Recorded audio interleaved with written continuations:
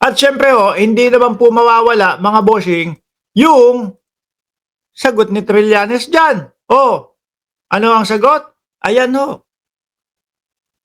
nagpahayag. Ito hindi naman umaatras to eh.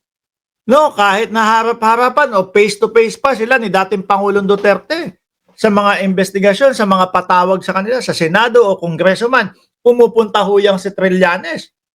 Ano sabi dito? Pilipinas Today. Inihayag ni dating Senador Antonio Trillanes,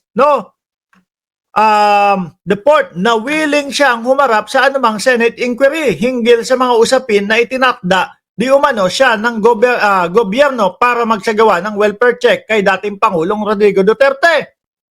Kala nyo aatrasan kayo ha? Kala nila porket mga senador sila, hindi sila aattenda no? Hindi naman kasi kagaya ng mga ng parang kampo ng dating Pangulo yan. Yung si Trillanes, pag sinabi mo, may patawag kayo dito, ganyan, hinaharap po yan. Kahit na alam niya na may kulong nakakaharapin siya, hinaharap po niyan. Diba? Hindi natatakot yan. Diba, Sir Tony Ninobla, handa si Trillanes na harapin siya sa Senado. Si Boysi, ay nako, mahirap yan, no? Kung silang dalawa, one-on-one, debate, Robin Padilla versus Trillanes. Nako po, baka mapabasa. Baka mapabasa itong si Robin Padilla ng isang libro na English. Tapos parang hindi pumapasok sa utak niya yung binabasa niya. Ang ending,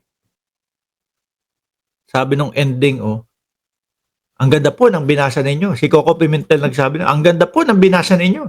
Pero hindi po yan yung ating pinag-uusapan. Napatawa na lang si Binoy, di ba? Marian Perillo. Matapos siyang bumisita sa International Criminal Court sa The Hague, Netherlands. Game ako dyan. No? Game ako dyan. Pero mas madali kung tanungin na lang nila mismo si Digong kung bumisita nga ako sa kanya o hindi. Kasi ang sinasabi yung mismong nakakulong doon sa loob ang magsasabi kung papayagan yung kanyang bisita na makita o hindi. May karapatan silang ganun. Tama nga naman, rektahin nyo na. Di ba? Rektahin nyo na. Sabihin nyo, dating presidente, binisita ba kayo ng best friend nyo dyan, si Trillanes? Pag sinabing hindi, wala, pahiya kayo. Pag sinabing oo, ayan, imbestigahan nyo. Ano ang ginagawa mo doon? Bakit ganito, ganyan? Anyway, si Sarah can talk to him over the phone anytime. Aba? Yan ba yung nasa Bartolina, Binoy? Pwedeng makausap anytime sa telepono? Unlibisita nga daw ang mga kamag-anak, ang mga mahal sa buhay ng dating Pangulo Di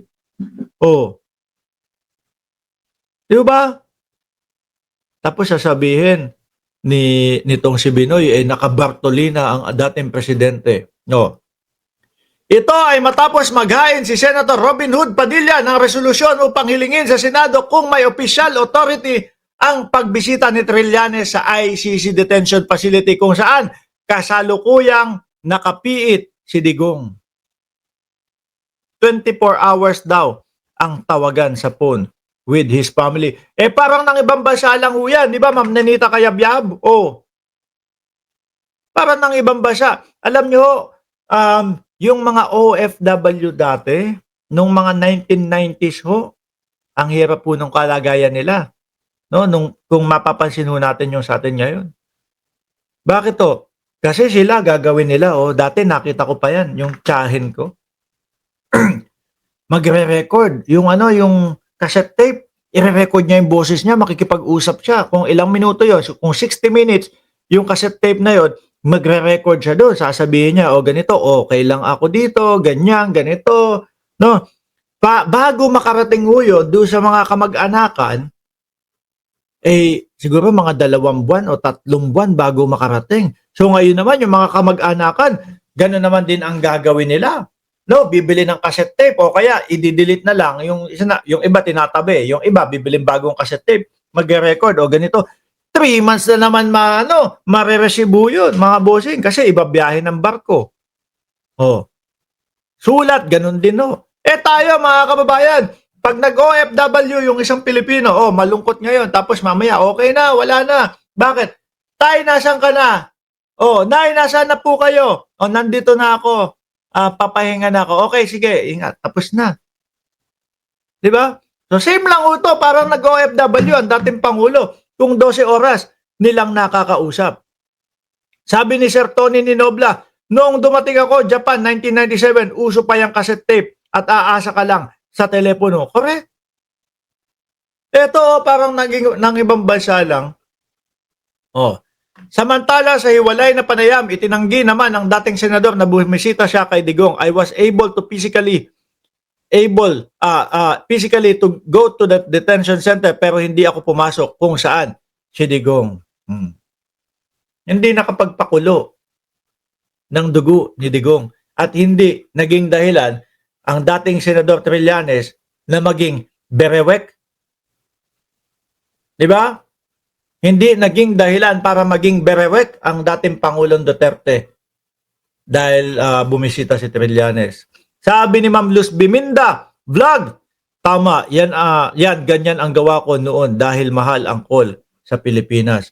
Mga bossing, eto ho, lumipat na ho tayo doon sa susunod nating topic. Naku po mga kababayan, eto. Tsak ho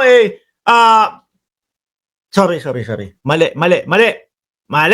Yung napindot ko, hindi ho yan. Eto dito, up. Parang parehas lang. Hindi. Iba na pala. Video na pala ito. Kala ko parehas lang ho yung nakikita ko. Sorry. Iba na ho pala ito. Sabi dito, Senator Marcoleta, kailangan ba kami na makipag-cooperate sa ICI? Akala ko ba independent? Pangungupal yan eh. Di ba? Pangungupal ho yan eh. Sa umpisa pa lang, doon pa lang sa post. Bakit to, mga bossing? Iimbestigahan, mga congressman, iimbestigahan, mga senador, yung mga dawit dyan sa mga ghost project at doon sa mga ganyan. Tapos, hindi makikipag-cooperate ang Senate. Ano yan? Pagkahiningi, pwede po ba kaming humingi ng mga dokumentong ganito? Kasi po, nabanggit o may nagsabi dito na yung isang senador nyo po kasama, ganito, ganyan. Tapos, hindi sila makikipagtulungan. Kakupalan yan. Diba? Naku, tataas ho ang views nito, mga bossing. Baka pasugurin nila Marcoleta yung mga taga-comment nila, no? Sige, sugod lang kayo. Hindi ko naman binabasa. Kayo mag-alala. Yung mga ganun, nilalakpasan ko lang. Pero the moment na madami yung